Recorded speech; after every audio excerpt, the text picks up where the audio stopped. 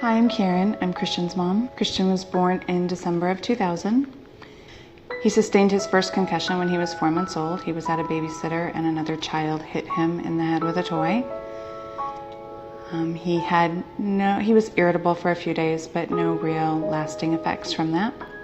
His second concussion was in 7th grade, playing basketball at school. He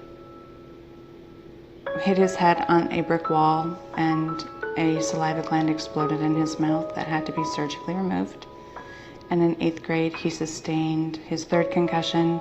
He was running, playing soccer, I think, on the school grounds and fell and hit his head on the goalpost. And his last concussion was in wrestling practice of his junior year of high school, December of 2017, where he was unable to speak for roughly 20 minutes. And he was told to go outside and walk it off, where when he was able to get up and get outside, he fell backwards again, where someone found him, and he was sent home, where I immediately got him and took him to the emergency room. My son had his whole entire life mapped out. He worked years on putting everything in place for his lifelong career, his education goals, his career goals, and it all went away. He wants his life back. He wants to feel normal again. He wants not to be tired 24 hours a day. He just wants everything to be normal again. My hopes is that Plasticity Brain Center can give him some improvement while we are there, and maybe some tools to take into life to further the improvement. Ultimately, I would love 100% improvement, and I'm sure he would say the same thing. Hi, I'm Bill, one of the founders of HitCorp, and we're here with Christian today, and we're going to talk about some of the issues that people who are suffering from post-concussion syndrome have to face in their daily lives. Bill, Christian, what are the main fears that you have on a daily basis of when you're dealing with your post-concussion syndromes as far as interacting with other people and going through daily life? I would definitely have to say it's the judgment from other people, like, oh, you know, his brain doesn't work right. He's like handicapped. I had some of my closest friends calling me the R word, the word we don't use anymore, and it's just, for me, it was the fear of like people judging me because my brain wasn't working 100%.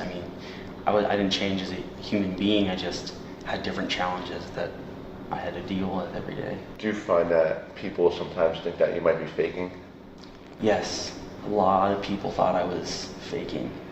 Some of my closest friends, some of my teammates from my wrestling team, they were like, is it really this bad? Like, this kid had a concussion and he kept wrestling, this kid hit his head harder than you did.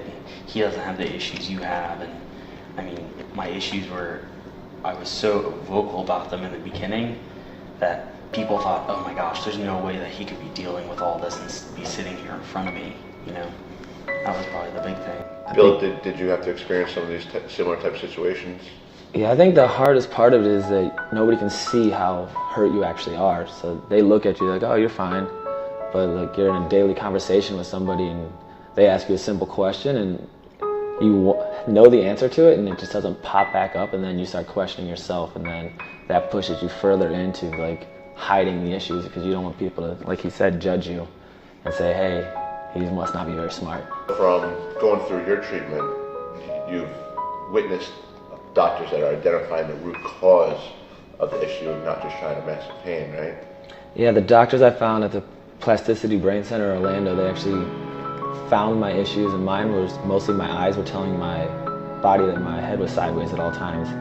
And that once they diagnosed that and actually got my brain straightened back out, almost all of my symptoms are gone and I have a quality of life again. I feel sharper, I feel like I have my eyes back, and now my quality of life is back and it's great, and we're out here trying to help people like him get to that point.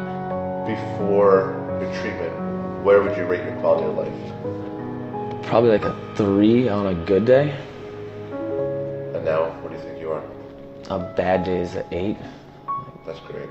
That's great, Christian. We're gonna get you to a 10.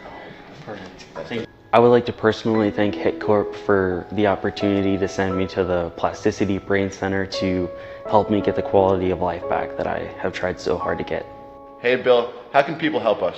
To help HitCorp, you can join us at Beatles on the Beach, April 25th to 28th. Use the promo code below for $5 off your ticket. That sounds great.